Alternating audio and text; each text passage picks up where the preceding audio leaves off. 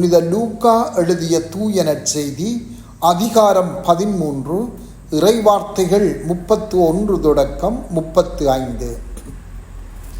அக்காலத்தில் பரிசேயர் சிலர் இயேசுவிடம் வந்து, இங்கிருந்து போய்விடும், ஏனெனில் ஏரோது உம்மை கொல்ல வேண்டும் என்றிருக்கிறான் என்று கூறினர். அதற்கு அவர் கூறியது, இன்றும் நாளையும் பேய்களை ஓட்டுவேன், பிணிகளை போக்குவேன், 3ஆம் நாளில் என் பணி நிறைவு பெறும் என நீங்கள் போய் அந்த நரியிடம் கூறுங்கள்.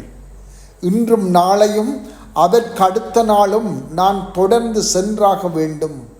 ஏனெனில் இறைவாக்கினர் ஒருவர் எருசலேமுக்கு வெளியே மடிவது என்பதை நினைத்து கூட பார்க்க முடியாது.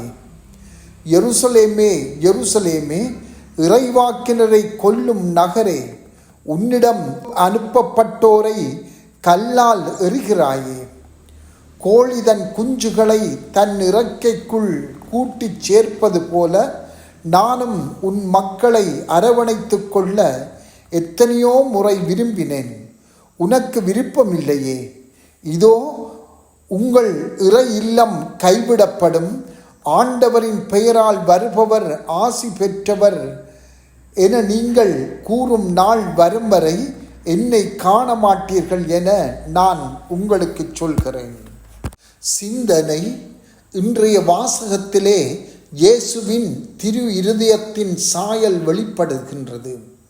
அவருடைய இதயம் வலிமையானது, கனிவானது, பரிவு கொண்டது, நீதியானது, இரக்கம் மிக்கது, உண்மையானது.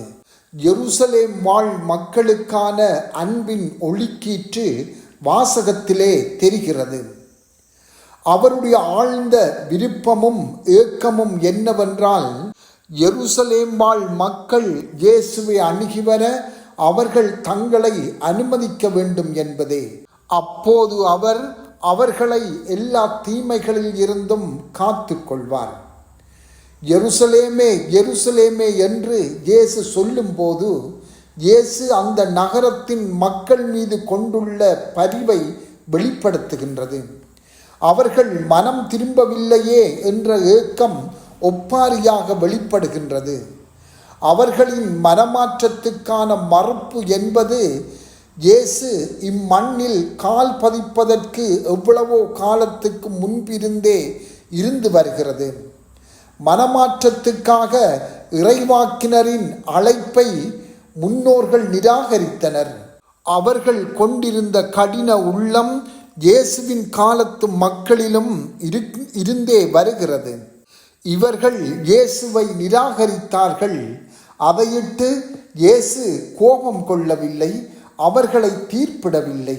மாறாக அவர்கள் மனம் மாறவே இல்லை என்று கவலையே கொள்ள முடிந்தது.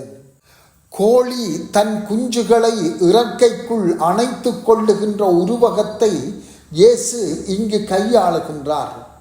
தாய்க்கோழி தன் குஞ்சுகளை தன் இறக்கைக்குள் அணைத்து கொள்ளும் போது அது துணிவோடு அதனை செய்கிறது. அத்தோடு தனது பாதுகாப்பை பற்றி அது அக்கறை கொள்வதில்லை. ஆபத்து வருகின்ற போது தனது இறக்கைகளை விரித்து அதனால் குஞ்சுகளை மூடி பாதுகாக்கிறது. இந்த தாய்மையின் உருவகத்தை பயன்படுத்தி எருசலேம் வாழ் மக்களை மட்டுமல்ல, எங்கள் எல்லாரையும் பாதுகாத்து கொள்ள அவர் விரும்புகின்றார். இயேசு தமது சிறகுக்குள் எல்லா மக்களையும் பாதுகாத்து கொள்ள ஆவல் கொள்ளுகின்ற போது ஆண்டவரின் பாதுகாப்பு எமக்கு வேண்டும் என்பதை நாம் உறுதியோடு தெரிந்து கொள்ள வேண்டும். எமக்கு அவசியம் இல்லாத ஒன்றை ஆண்டவர் விரும்ப மாட்டார். அவர் அளவுக்கு அதிகமாக அனாவசியமாக பாதுகாக்கும் கடவுள் அல்ல. தன் பிள்ளைகளை பற்றி அறிவற்ற முறையில் கவலைப்படும் கடவுளும் அல்ல. அவருடைய அக்கறை உண்மையானது, அவசியமானது. அத்தகைய பாதுகாப்பு எமக்கு வேண்டும் என்பதை நாம் அறிந்து கொள்ள வேண்டும்.